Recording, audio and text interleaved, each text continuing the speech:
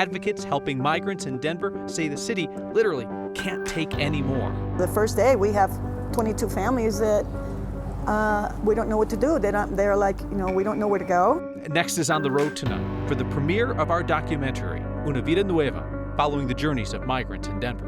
It is a good news, bad news situation when it comes to faith in Colorado's elections these days. Xcel is on a hot streak, record profits, and they're asking for another rate hike on customers.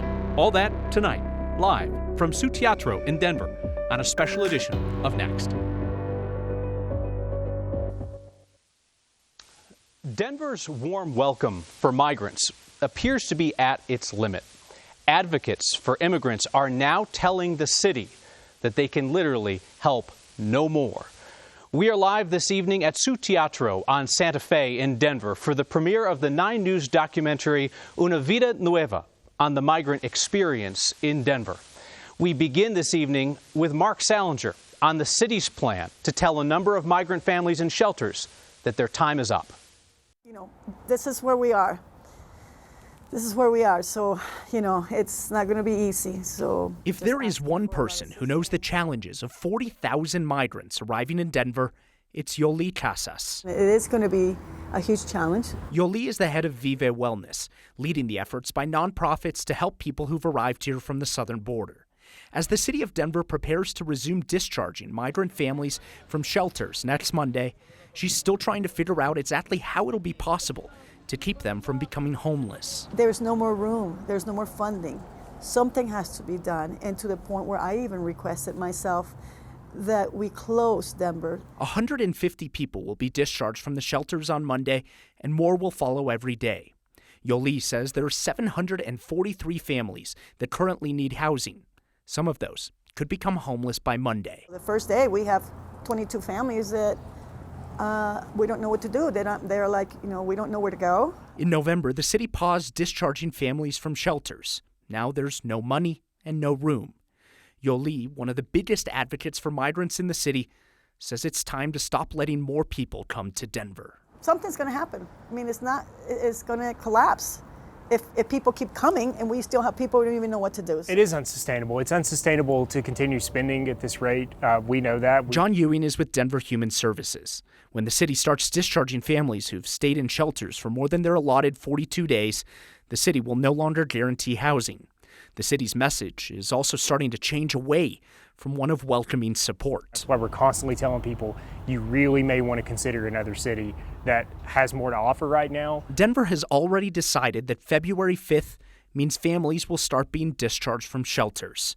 What hasn't been determined is where they will go. It's hard, they're crying and begging, and it's like, and some of them are upset, and it's like, it's totally understandable. It's not an easy thing.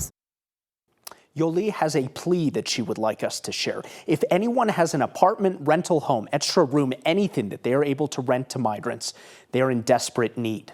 As of right now, they still need nearly 24 leases for people who will be kicked out of the shelters on Monday. Those are families as well. We have more information on our website, 9news.com, as to how you can help. Kyle, that is where we're at right now, making pleas like this.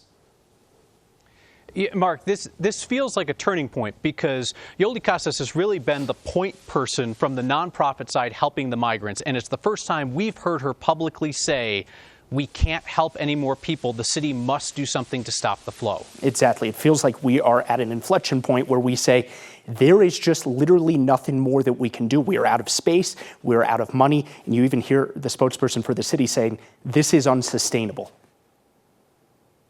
Tonight, following the premiere of Una Vida Nueva, which you can watch at 7 o'clock on 9 News Plus and streaming on 9news.com, we will have a town hall.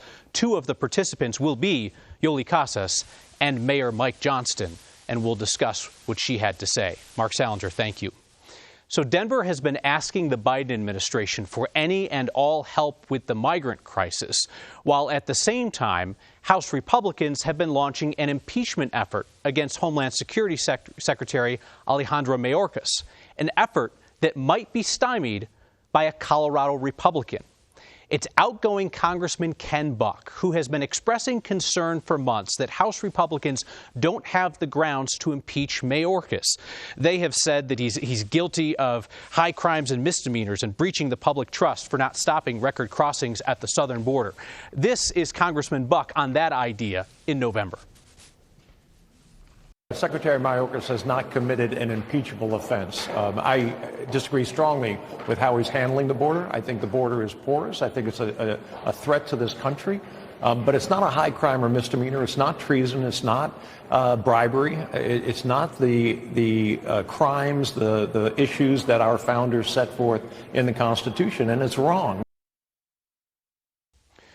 Former President Donald Trump is preparing to run his 2024 campaign on the issue of border security and immigration. He's telling Republicans in Congress that they should reject a bipartisan deal on border security so that he can make it his chief campaign issue. It is quite clear that election rigging lies have taken their toll when it comes to the faith that Coloradans have in our election system. A new survey shows that less than half of Colorado Republicans believe that the coming elections will be fair. We get these numbers from the annual CU Political Climate Survey. It's conducted each year, so it gives us a good track over time. Their polling found that 75% of Colorado Democrats have faith in elections nationwide, compared with just 41% of Republicans. The numbers have leveled off in recent years. They dropped quite a bit following the 2020 election.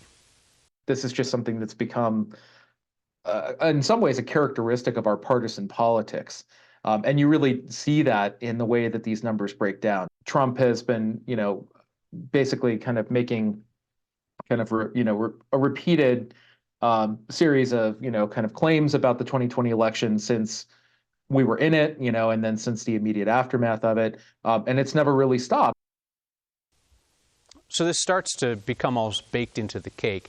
If there is a silver lining, it's that both Democrats and Republicans have more confidence in Colorado's state elections than they do national elections. Just more than half of Colorado's Republicans said that they believe that the state's next election will be conducted fairly. There's another Coloradan headed to federal prison for his role in the insurrection of January 6th. Jonathan Grace, who's from Colorado Springs, is one of more than a dozen Coloradans arrested for his role in the insurrection. Today sentenced to 2 years in federal prison on a felony assault conviction. Investigators say that Grace was at the forefront of a mob that forced their way into a tunnel entrance near the Capitol and then fought with officers who were trying to hold him off. Denver City Council had quite the eventful day, debating whether they should weigh into national policy items that affect the city and even international policy. We're talking, of course, about border security, immigration, and the Israel-Hamas conflict. It shouldn't be controversial for a local elected body that represents many, many impacted people to ask our federal government to do everything it can to facilitate a negotiated ceasefire. It is our place to have an opinion on matters of federal policy because we are at the local level. We're on the ground, where the rubber hits the road, and everything from the top comes down. They were debating proclamations, essentially when the council puts their majority opinion in writing.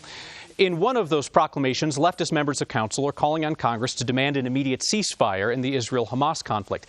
That was opposed, at least in conversation, by a majority on council who said it would cause too much division locally and would not do anything to affect the conflict.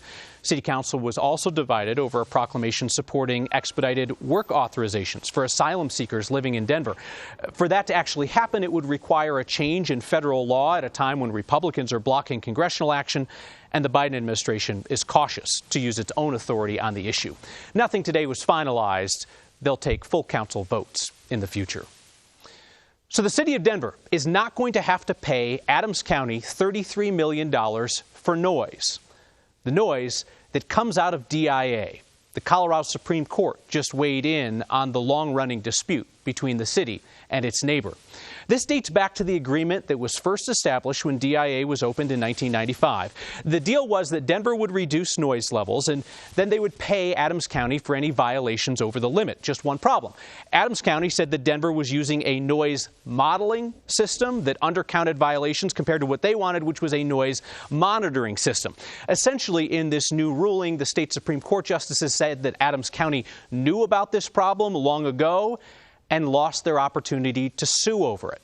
So not only does Denver not have to pay, they can keep using their same noise system.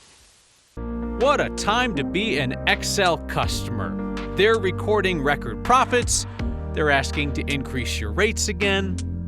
New cross-border cooperation between Colorado and Wyoming. We both value the natural environment. And a look at tonight's documentary following the journeys of migrants who have come to Colorado and struggle with whether to stay. That's next. XL pulled in record profits in 2023 and is now asking to raise our rates in 2024. It's like a little celebration for us. If this gas rate hike goes through in November, it would be XL's 5th rate hike since 2020. XL is asking state regulators who would need to sign off on this for permission to raise gas rates by $171 million. What does that mean to you and me? Well, the average customer would pay $6 more per month. The head of XL's Colorado division says most of that increase would cover the cost of maintaining the safety of equipment that they already have running. XL talks to us as customers. They also talk to their shareholders. And they recently told investors that the company brought in nearly $1.8 billion last year, 3rd straight year that XL's profits have gone up.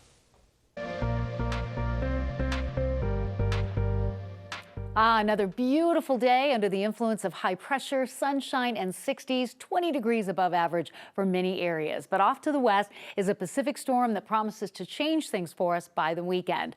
High of 61 in Denver today, 65 in Lamar, 62 in Greeley. It has been a string of warm weather days that we have enjoyed as we're closing out the month of January. But February is going to be a whole different ballgame. This weekend storm could bring heavy mountain and foothill snow and maybe some moderate snow to Denver. There's a lot of water with this system just offshore from San Francisco, but not a lot of cold air. So that's what we're waiting on. How much of this moisture will fall as rain for Denver and how much is snow? That's what we'll be fine-tuning over the next 24 to 36 hours. Snow begins to develop across the western slopes, central and southern mountains late Thursday into Friday. Denver is dry until late Friday night. We have just a few high clouds to the north, a few mid-layer clouds coming in tomorrow from the south, but generally a sunny and warmer day. Temperatures this evening will be comfortable and mild in the 40s through 10 o'clock. The 7-day outlook shows above average readings with sunshine on Thursday, cooler with showers late Friday, rain and snow showers over the weekend. Some of them could be heavy, clearing out Sunday, and then we're back to sunshine and 50s by next Tuesday. Kathy, thanks. So there's a plan for Colorado and Wyoming to work together. Pokes and Rams living together in harmony. So this would be a climate project headquartered out of Colorado State University and put together with federal funding.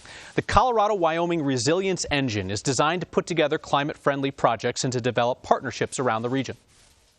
While Colorado and Wyoming look differently at some things politically, this is an area where there's agreement that we need to work together to develop these scalable solutions.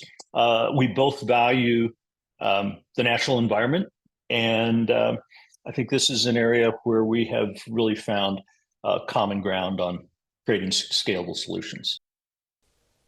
The head of CSU's Energy Institute says one of their goals is going to be to shorten the amount of time between when new science emerges and when they can actually put it to use in the field, doing things like mitigating wildfires and flood risk. Migrants have shared some of the most intimate moments of their journey to Colorado and their struggles to build a life here. Some are glad they came, others really wonder if they made the right choice. A look at our documentary, Una Vida Nueva, next. There's a lot of talk about the migrants who are coming to Denver.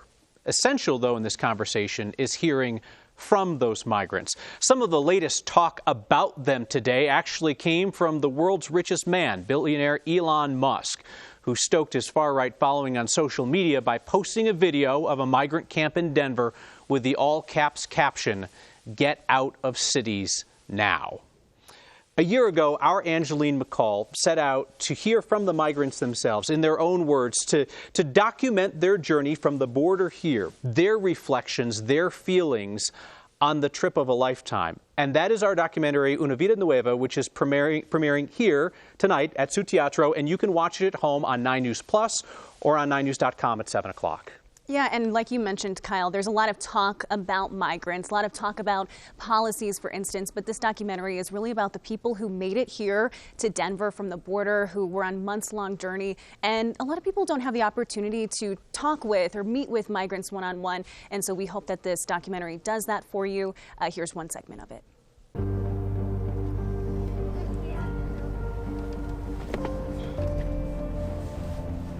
En el refugio acá 33 días. Gracias a ellos pues me acobijaron mucho tiempo. On his last day in the shelter, Estoy aquí por ellos. Moises had $800 and a choice to make. Tengo hambre, papá. Use the money to rent a room for his family for a few days or buy a car.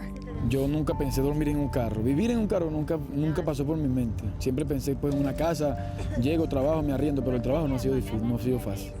No ha sido fácil conseguir trabajo. Puede ver acá con lo que yo uso para cocinar. Every night, he doesn't sleep, awake from the one worry he cannot escape, providing enough for his kids. Yo los abrigo a ellos y a mí me toca a veces salir a caminar para que se me quite el frío. Yo estoy caminando por aquí a las 2 o 3 de la mañana. El carro ahí, yo caminando para allí y para acá buscando que darme calor yo. He knows this isn't a replacement for a home, but what choice does he have?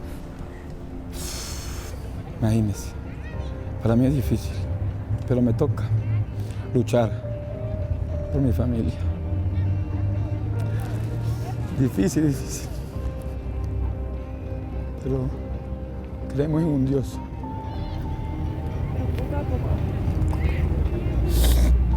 En nombre de Dios, que si nos va a dar fuerzas para superar etapas, porque todo empezando es difícil. Pero bueno.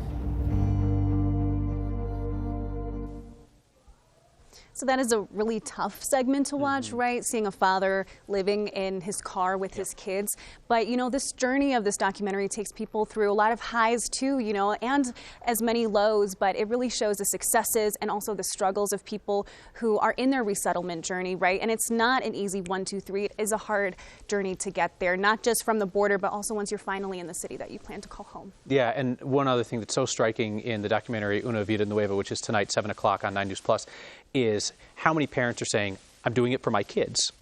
And then there are also a couple of kids that are old enough to talk to you about their own perspective on this journey that they've taken. And it's really emotional, but it's important because it's what the city is wrestling with right now. As advocates now tell the mayor, we don't have the capacity to help any more folks. Angeline, thank you very much.